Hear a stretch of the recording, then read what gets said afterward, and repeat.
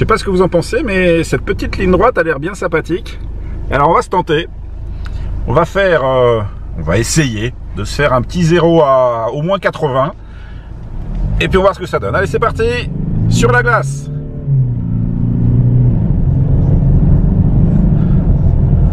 Eh ouais, ça tient bien, hein.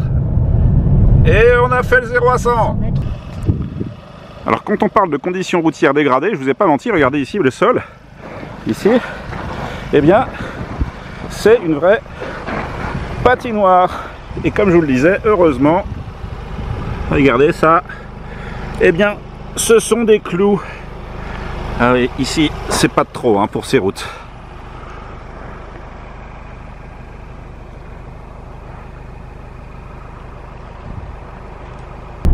Bon les amis, on a la chance d'avoir avec nous un éminent spécialiste de l'automobile, Nico. Alors à ton avis? Ils sont forts ces putains de requins. Bah voilà, c'est résumé, merci.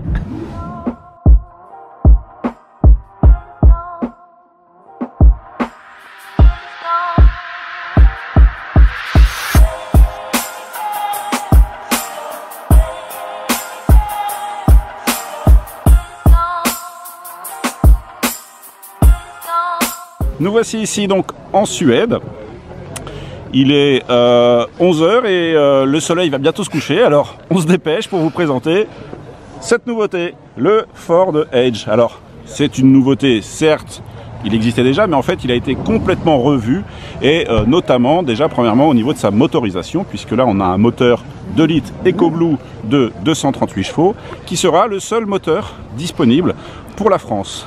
Autre nouveauté sur ce Ford Edge, la transmission, le Intelligent Wheel Drive Disconnect. Alors c'est un peu compliqué, mais tout ça pour vous dire qu'il va y avoir des répartitions automatiques électroniques entre l'avant et l'arrière, mais si on le souhaite, on peut également le passer en tout à l'avant sur un simple bouton.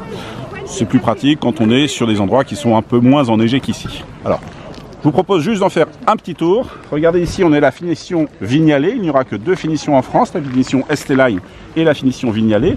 Vignale pour la version un peu plus luxueuse et ST-Line la version un peu plus sportive. Ce qui est nouveau également sur ce Edge, c'est ça. C'est la partie éclairage. Un nouvel éclairage full LED qui est absolument efficace. On a roulé hier de nuit, c'était magique. On roulait comme en plein jour avec des feux qui s'adaptent automatiquement par rapport aux voitures qui arrivent, aux voitures qui sont devant, aux panneaux. Enfin, vous n'avez rien à faire, il s'occupe de tout et je peux vous garantir que c'est juste magique. Alors, on va l'essayer maintenant dans des conditions, vous le voyez, un petit peu particulières. On va faire du off-road, on va l'emmener sur des pistes glacées. Bref, on va bien s'amuser. Allez, c'est parti! Alors sur ce Edge, on a un volume de coffre tout à fait respectable, puisque vous avez, on va l'ouvrir avec le pied.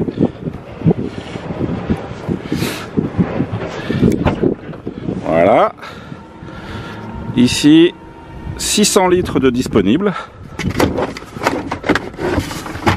Vous voyez, c'est assez profond, ce qui permet de charger eh bien, tous les bagages pour aller suivre des aventures en Suède. Alors ce nouveau Edge va être disponible dans 2 finitions. Ici on a la version ST-Line. Alors c'est la version un peu sportive qui va se distinguer, et là on le voit bien avec cette peinture blanche, par, vous le voyez en bas ici, des ajouts noirs avec cette double sortie.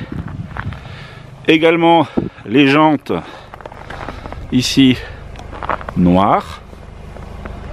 Alors là on est en pneu neige hein, parce que vous avez vu les conditions météo, elles sont un petit peu particulières. Regardez les bas de caisse également ici noirs.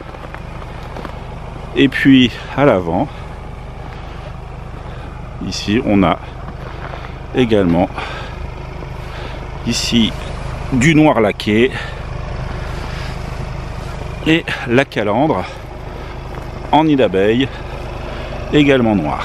Alors côté intérieur, la finition ST-Line, on le voit ici. Côté intérieur, la finition ST-Line va être également assez sombre, et ça on va le voir un peu plus tard. Alors l'intérieur de ce Edge ST-Line. Alors comme je vous le disais, c'est une version assez sportive et du coup on est sur des touches de noir, de rouge, ce qui symbolise un esprit assez jeune et dynamique finalement. Au niveau des sièges, on a des matières, c'est pareil, assez moderne. Ici c'est une espèce d'alcantara, du cuir. Vous voyez, c'est assez joliment dessiné. Au niveau de la console centrale, regardez l'esthétique quand même assez travaillée. Ici au niveau des finitions, c'est de l'aluminium. Hein. Tous les matériaux que vous voyez en fait sont des matériaux réels. C'est-à-dire que quand c'est couleur aluminium, c'est de l'aluminium. Quand ça ressemble à du cuir, comme ici sur le volant, bah c'est du cuir. Et puis on peut parler des plastiques aussi, hein. C'est moussé, c'est pas désagréable, même ici en bas, on est pas mal. En termes d'espace à bord, on est plutôt bien installé, y compris à l'arrière, regardez. On a pas mal d'espace aux jambes. Vous voyez, je fais un bon 1m83, et bien je suis très à l'aise, y compris au niveau de la garde au toit. Vous aurez remarqué également eh bien, ce double toit vitré. C'est sobre, c'est bien fait, c'est dynamique. C'est vraiment l'esprit de cette version ST-Line.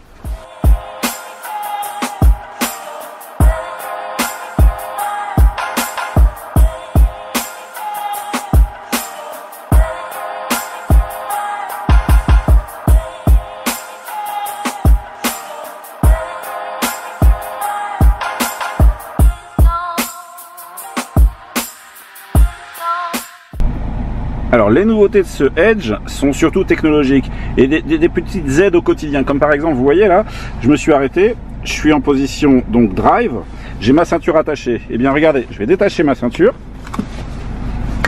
d'accord, et je vais ouvrir ma portière et vous allez voir ce qui va se passer. Automatiquement, regardez, il s'est mis en parking. Et bien ouais, il réfléchit pour nous en fait, quand on oublie un petit peu.